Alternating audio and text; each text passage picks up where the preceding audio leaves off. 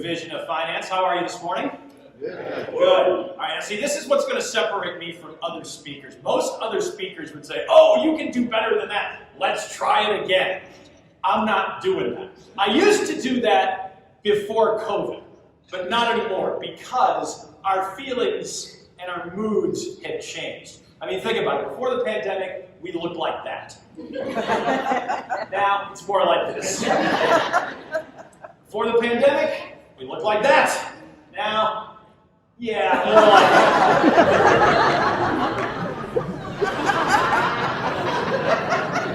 I just finished working for a group of veterinarians down in Orlando, and they rated me after the conference, and they let me see the ratings. Not to brag, ladies and gentlemen, but of that group, 134 said I was excellent. 212 of those veterinarians said I was outstanding. And 693 said I was a very good boy.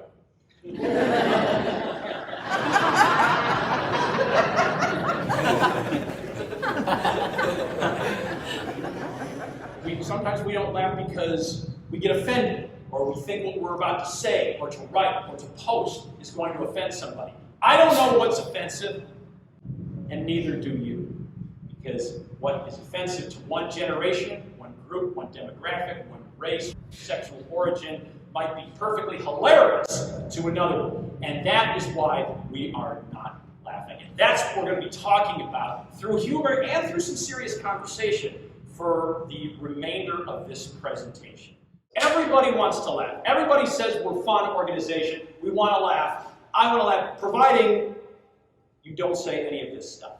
Right? That's what it is. And that list keeps growing. We all want to laugh. We all think we have the idea of what is funny, and we want everybody else to have the exact same idea that we do.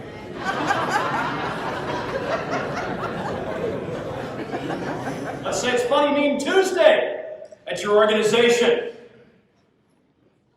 Somebody post that.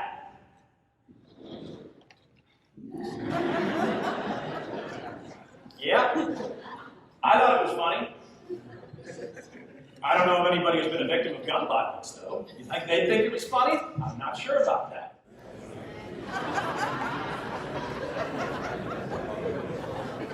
Maybe you remember about 3 years ago, Kentucky Fried Chicken had to temporarily close all of their stores for 3 days in the UK and in Ireland because they ran out of one minor ingredient. Do you know what that ingredient was?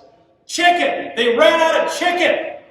How embarrassing is it? Now they could have said we're KFC, screw it, we're going to be back because we're KFC, and no one's going to remember. But they took their responsibility head on. They came out with full page ads in major newspapers with that right there. That was their way of saying we screwed up, but as you can see, they used a different word. But they were willing. Look, you're all laughing at that, right? And that's exactly what they wanted. They wanted people to laugh at their mistake. They used humor to their advantage, and of course now very few people remember that faux pas of KFC.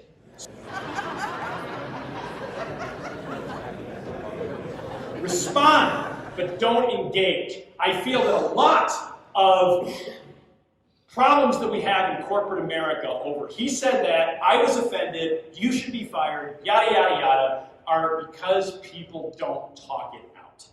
They tattle. They run to somebody else and they say, I can't work because I was offended, and then therefore you should fire him. And that's not always the best way to solve the problem. When I say respond but don't engage, let me give you an example of how that can disarm people. Let me play you a clip from a recent television show that I did. And I'm going to show you some of one of the comments that I got after the joke. I think the only thing worse than the one stupid college major is the two stupid college majors, the double major. There's this girl that works in my health club. I said, what'd you major in? She goes, oh, I was a double major. Philosophy and Italian studies. Great. Yeah, you'll be the deepest thinking waitress at the Olive Garden now, won't you? I like the joke. Most people laughed at that. I'm scrolling through YouTube not long ago, and I see this. I love comedy, but this guy's not funny. Just creepy for cheap laughs.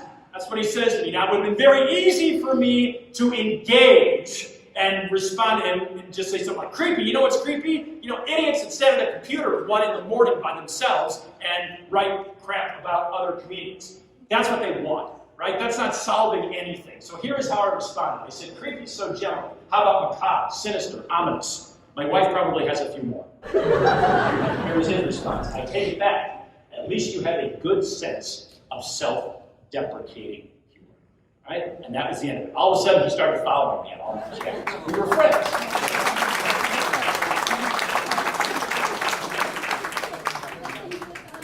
Hi, I'm Greg Schwem. It's time to start laughing again, don't you agree? These people behind me think so, and they own their own yachts. Contact your favorite Speakers Bureau agent or corporate production firm today and find out how I can join you at your next event, live or virtually.